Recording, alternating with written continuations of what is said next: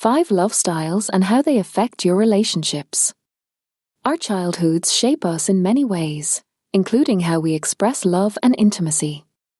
Marriage and family counselors identified 5 love styles that are based on our upbringing. These love styles can affect our relationships in both positive and negative ways. Number 1. The pleaser. Pleasers often grew up in homes with overly protective or angry and critical parents. As children, pleasers learned that they could avoid conflict by being good and doing everything they could to please their parents. As adults, pleasers continue to put the needs of others before their own. They may have a hard time saying no, and they may be dishonest in order to avoid conflict. Pleasers can be great partners, but they need to learn to set boundaries and assert themselves. Number 2. The victim. Victims often grew up in chaotic homes where they were exposed to violence or abuse. As children, victims learn to be compliant and to stay under the radar in order to survive. As adults, victims may have low self-esteem and anxiety or depression. They may be attracted to partners who are controlling or abusive, because these partners feel familiar.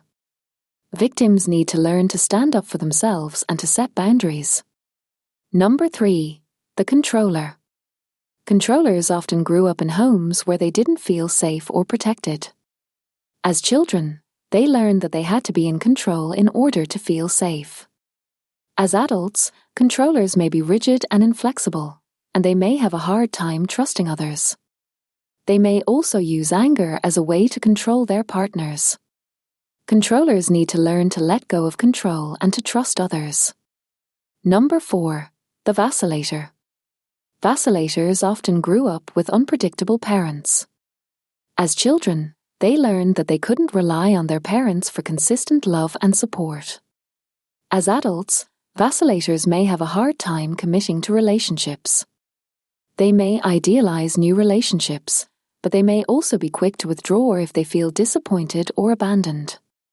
Vacillators need to learn to trust their gut instincts and to be more consistent in their relationships. Number 5. The avoider. Avoiders often grew up in homes where they didn't receive much affection or attention. As children, they learned to take care of themselves and to put their own needs on the back burner. As adults, avoiders may have a hard time expressing their emotions and may be uncomfortable with intimacy. Avoiders need to learn to open up and to be more vulnerable in their relationships. Understanding your love style can help you to improve your relationships. If you're aware of your tendencies, you can start to work on them and to develop healthier ways of relating to others.